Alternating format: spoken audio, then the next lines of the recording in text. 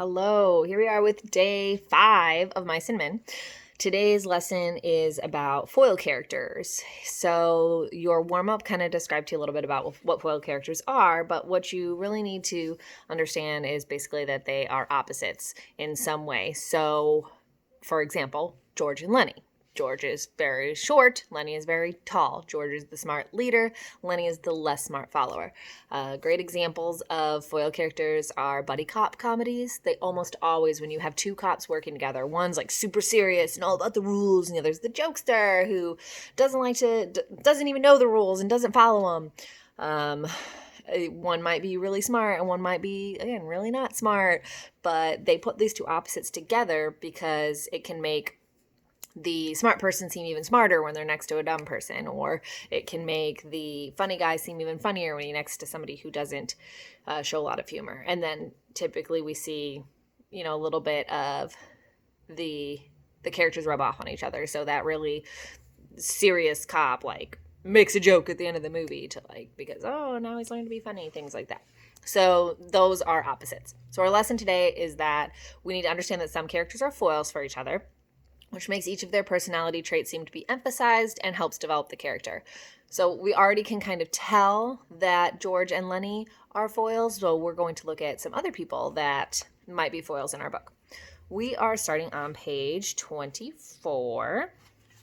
On the last we left off, George and Lenny had just met the boss, and Lenny had talked, and the boss kind of got a little bit of an inkling that something was off. George covered it up by saying that he and Lenny traveled together because they were cousins.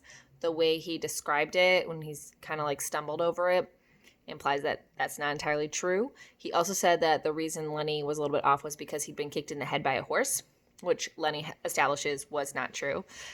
At the time, it would have been more acceptable for Lenny to have had something physically happen to him to cause him to have trouble than for him to have been born that way. Because at the time that he would have been considered defective at the time period for being born with some form of handicap. So George makes up a story that it happened that he got kicked in the head. All right, page 24 at the top. Oh, and one more reminder, same in this section as in the last section, you will visually, if you're following along with me, see some racist language that I will replace with more acceptable terms as I am reading. You said I was your cousin, George. Well, that was a lie, and I'm damn glad it was. If I was a relative of yours, I'd shoot myself. He stopped suddenly, stepped to the open front door, and peered out. Say, what the hell you doing listening? The old man came slowly into the room. He had his broom in his hand, and at his heels there walked a drag-footed sheepdog, gray of muzzle and with pale, blind old eyes. The dog struggled lamely to the side of the room and lay down, grunting softly to himself and licking his grizzled, moth-eaten coat. The swamper watched him until he was settled. I wasn't listening. I was just standing in the shade a minute scratching my dog. I just now finished swamping out the wash house. You was poking your big ears into our business, George said. I don't like nobody to get nosy. The old man looked uneasily from George to Lenny and then back. I just come there, he said. I didn't hear nothing you guys was saying. I ain't interested in nothing you was saying. A guy on a ranch don't never listen, nor he don't ask no questions. Damn right he don't, said George, slightly mollified. Not if he wants to stay working long. But he was reassured by the swamper's defense. Come on in and sit down a minute, he said. That's a hell of an old dog. Yeah, I had him ever since he was a pup. God, he was a good sheepdog when he was younger. He stood his broom against the wall, and he rubbed his white bristled cheek with his knuckles. How'd you like the boss? He asked. Pretty good. Seems all right. He's a nice fella, the swamper agreed. You gotta take him right. At that moment, a young man came into the bunkhouse. A thin young man with a brown face, with brown eyes, and a head of tight, curly hair. He wore a work glove on his left hand, and like the boss, he wore high-heeled boots. Seen my old man? He asked. The swamper said, He was here just a minute ago. Curly went over to the cookhouse, I think. I'll try to catch him, said Curly. His eyes passed over the new man, and he stopped. He glanced coldly at George, and then at Lenny. His arms gradually bent at the elbows, and his hands closed into fists. He stiffened and went to a slight crouch. His glance was at once calculating and pugnacious. Lenny squirmed under the look and shifted his feet nervously. Curly stepped gingerly close to him. You the new guys the old man was waiting for? We just come in, said George. Let the big guy talk. Lenny twisted with embarrassment. George said, Suppose he don't want to talk. Curly lashed his body around. By Christ, he's got to talk when he's spoke to. What the hell are you getting into it for? We travel together, said George coldly. Oh, so it's that way. George was tense and motionless. Yeah, it's that way. Lenny was looking helplessly to George for instruction. And you won't let the big guy talk, is that it? He can talk if he wants to tell you anything. He nodded slightly to Lenny. We just come in, said Lenny softly. Curly stared levelly at him. Well, next time you answer when you're spoke to. He turned toward the door and walked out, and his elbows were still bent out a little. So we meet this new character, Curly, the boss's son.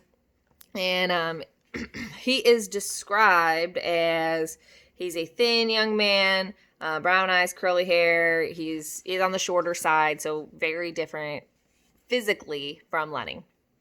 And when he first walks in, he kind of zeroes right in on Lenny, and he stiffens up, and his hands get in fists, and he's like ready to, show Lenny who's boss. So the first quote that is pulled today, it's let the big guy talk. Curly says that. Lenny twisted with embarrassment. So we see here that Curly is very bold, and Lenny is uncomfortable in his presence. Even though he's the bigger guy, Curly's attitude makes Lenny kind of shut down. So that is a foil there. We see the two different ways of interacting with people. And then the second quote is also from the part I just read. We just come in, said Lenny softly. Again, Lenny's using a very soft voice. He's very kind of like pulled into himself, very meek.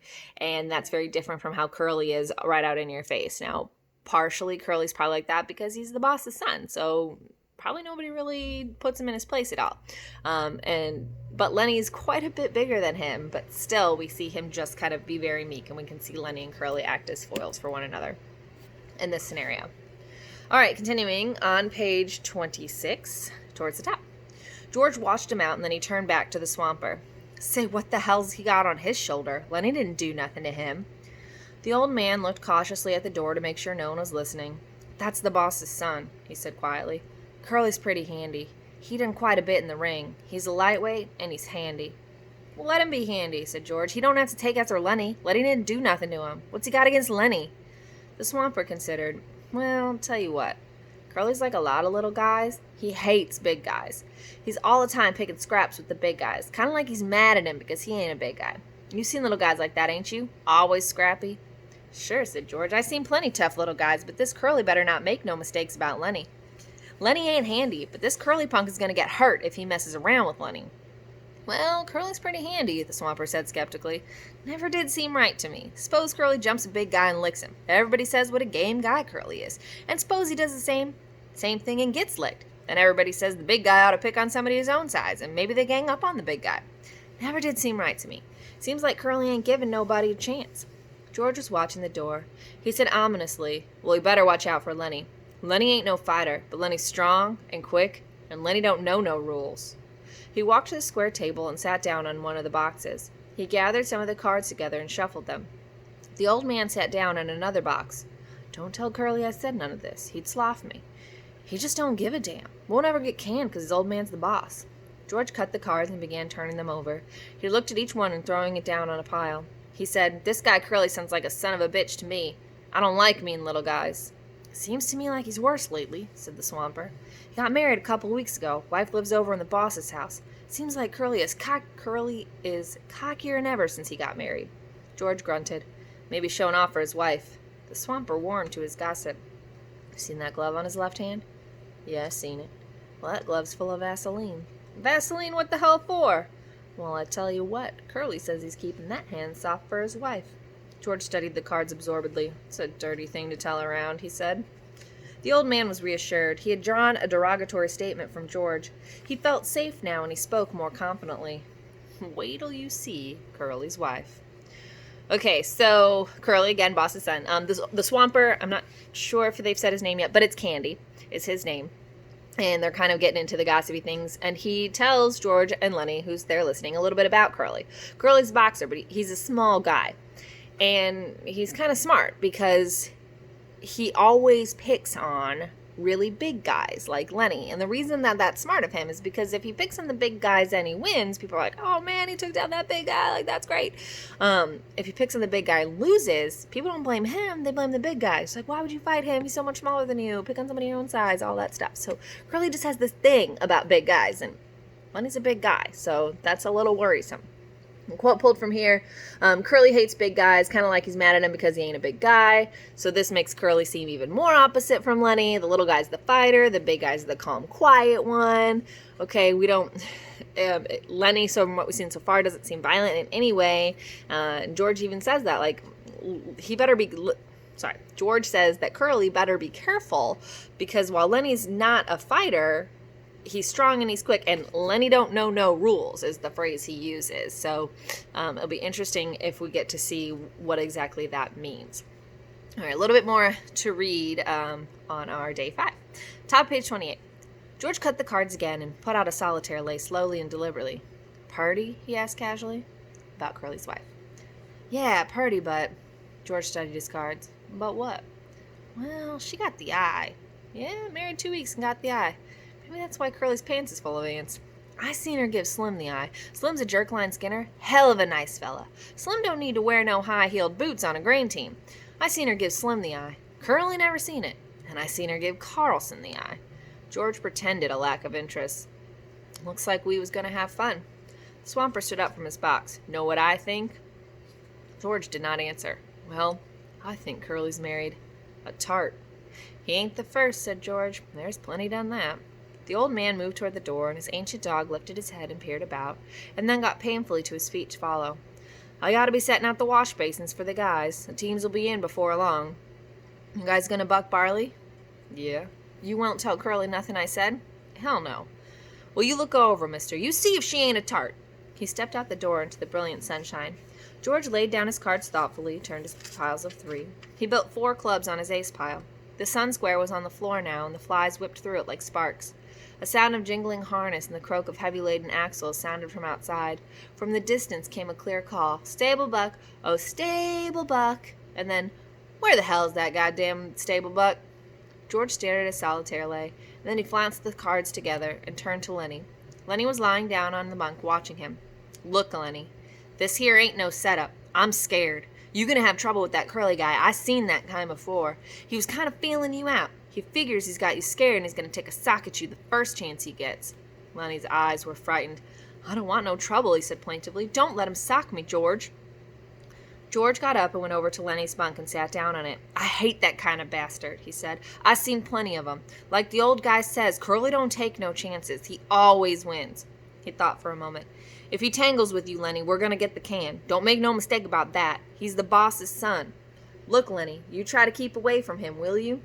Don't never speak to him. If he comes in here, you move clear to the other side of the room. Will you do that, Lenny? I don't want no trouble, Lenny mourned. I never done nothing to him. Well, that won't do you no good if Curly wants to plug himself up for a fighter. Just don't have nothing to do with them. Will you remember? Sure, George. I ain't gonna say a word. Okay, so we're gonna end there with this idea of Lenny promising that he's not gonna say a word to Curly. And we've heard Lenny make this promise before. He was not gonna say a word to the boss. That didn't exactly go as planned, so hopefully this time will go better. Our last quote is Lenny's eyes were frightened. Don't let him sock me, George. Even though Lenny's a big guy and he could totally take Curly out, he's scared. And Curly's aggressive behavior shows us even how much more of childlike that Lenny is because he's scared of this guy even though he's bigger than him. So once you have all of your Of Mice and Men boxes filled out based on this conversation, this video, make sure that you move on to your own book. I'd like you to try to see if you can notice any foil characters in your book, but I totally understand if in this section there might not be a foil character. If that's the case, then you just need to pull any sort of important quotes from today's reading. Remember to read about 15 minutes and pull out the quote. Tell me why it's important. There's another copy of the next section of Unwind on there if you need that for your book. Otherwise, you could be reading your own book. And we have one more day of Mice and Men this week. Also, if you are watching these on the day that we are doing them in class, that means tomorrow you have vocabulary due and you have a vocabulary quiz. So that is Friday, September the 11th. Those, you should know about that already because it's written on Canvas and has been for a bit. But just as a reminder, if you are watching this on Thursday when the in-person class is doing the assignment, tomorrow, vocabulary quiz. All right, bye.